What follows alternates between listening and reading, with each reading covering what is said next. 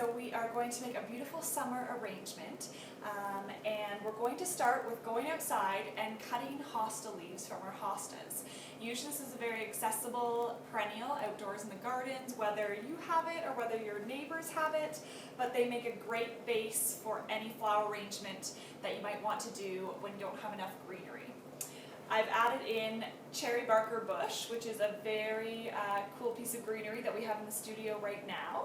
And then I'm going to lay out my flower choices. So this is a great idea if someone's kind of brought you a bouquet of flowers but not quite enough greenery, so you've kind of built a base for yourself so that you can arrange your flowers properly.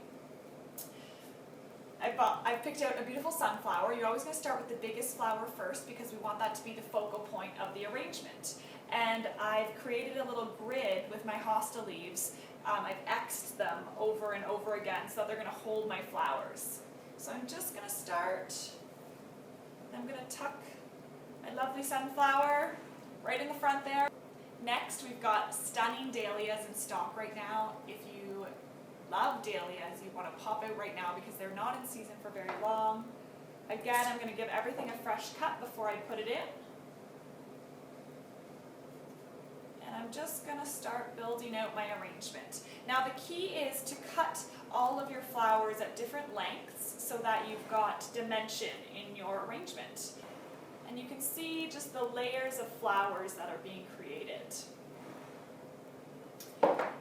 We've got some really fun dyed blue daisies in here just to add a little pizzazz. You always want to make sure, especially with daisies, that any of the stem going into the water doesn't have any leaves on it.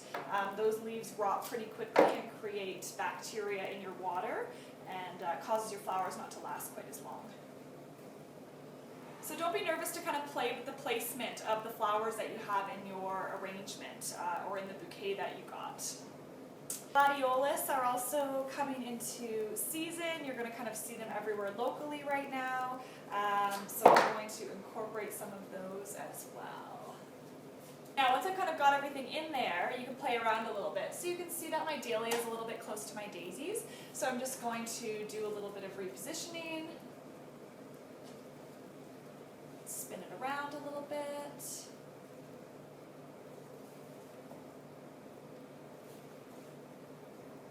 And we're all set. Got a beautiful arrangement, awesome for the kitchen table, something for your guests to admire before dinner, and really fun, bright colors for this summer.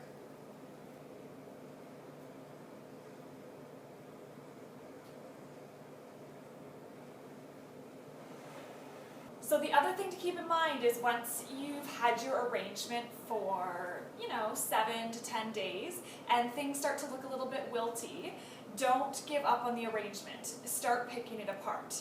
So things like Gerber daisies can last even longer than you think they can by cutting the stems short and finding little containers from around the house that you can put them in. So the shorter the stem, the faster it drinks up the water, and they will perk right back to life. You will be amazed.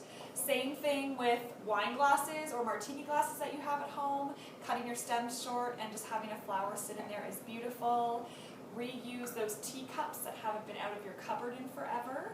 So every time that you look at your arrangement and it's starting to not look as fresh, cut your stems almost in half if you can, and find those small containers that you can continue to enjoy the flowers, whether it's close to the sink, on the counter, by a windowsill, maybe up on your bedroom table.